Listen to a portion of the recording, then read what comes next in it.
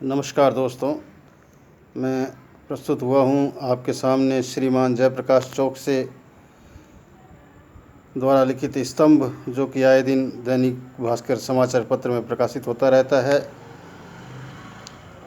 उनके आज के आलेख का शीर्षक है विश्व कुटुंब चौके में बर्तन टकराना।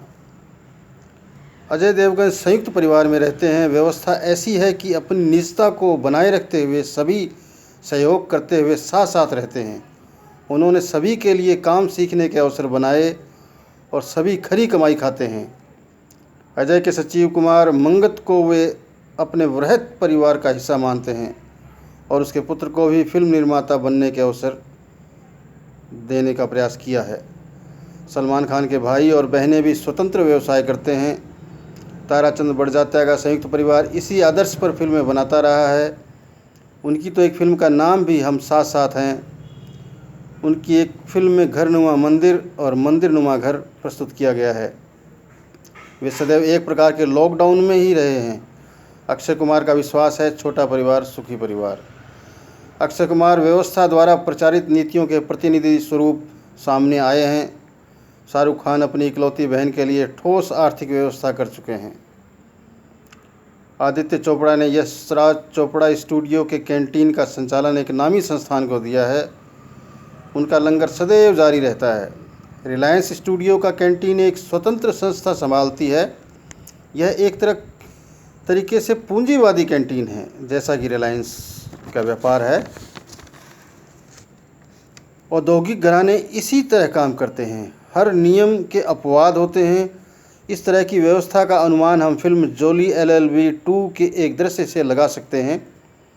अन्नू कपूर द्वारा अभिनीत वकील पात्र के दफ्तर में मुकदमा लड़ने का प्रस्ताव लेकर व्यक्ति को चाय बिस्कुट दिया जाता है। एक भ्रष्ट पुलिस अफसर अपना मुकदमा वकील को सौंपता है। जब वह जाने लगता है तब वकील का सहायक उससे चाय बिस्कुट के पैसे वसूल कर कहता है कि उसे अफसर होने के नाते यह रियायत दी गई है कि पानी के दाम नहीं लिए गए। सुभाष कपूर की फिल्म बुरे फंसे ओबामा में प्रस्तुत किया गया कि मंत्री जी द्वारा संचालित सुगठित अपहरण व्यवसाय में अगुवा किया गया व्यक्ति का रिश्तेदार छुड़ाने की रकम अदा करने के साथ ही अगवा किए गए व्यक्ति के खान पान का भी भुगतान करता है। भ्रष्ट मंत्री जी की मेहमान नवाजी बहुत महंगी पड़ती है। उन्हें अपच है व बवासीर के कारण असहनीय वेदना होती है। सुभाष यह रेखांकित करते हैं कि रिश्वत बचाना आसान नहीं होता। अक्षय कुमार अभिनीत फिल्म ओह माय गॉड में मेहमान के भगवान स्वरूप होने को अक्षरशः चरितार्थ होते प्रस्तुत किया गया है। इस फिल्म में भूकंप द्वारा पहुंची हानि का मुआवजा मांगने के लिए धरती पर खुद को भगवान का सेल्समैन बताने वालों के खिलाफ मुकदमा लड़ा जा रहा है। भगवान मुकदमा दायर करने वाले व्यक्ति के घर बिन बुलाए मेहमान जैसे रहने लगते हैं और उसका मार्गदर्शन भी करते हैं। फिल्म में आरोपी स्वयं ही अपने खिलाफ लगाए गए मुकदमे के दस्तावेज बनाने में सहायता करता है। इसी कथा का विस्तार राजकुमार हिरानी की फिल्म पीके में प्रस्तुत है। महानगरों में पेइंग गेस्ट व्यवस्था के तहत एक कमरे में किराएदार रखा जाता है, जो अपने खाने पीने का भुगतान करने वाला मेहमान जैसा है। यह व्यवस्था रेंट कानून से बचने को की गई है। क्या यह सही है कि चीन अपने कब्जे में ली गई ज़मीन पर पक्के मकान बनाकर वहां अपनी बस्ती बसाने जा रहा है? ऐसे यह मेहमान मेज़बान की संपत्ति हड़पना चाहता है। क्या इन चीनियों को आधार कार्ड मिलेगा और वे भारतीय चुनाव में मत दे सकेंगे?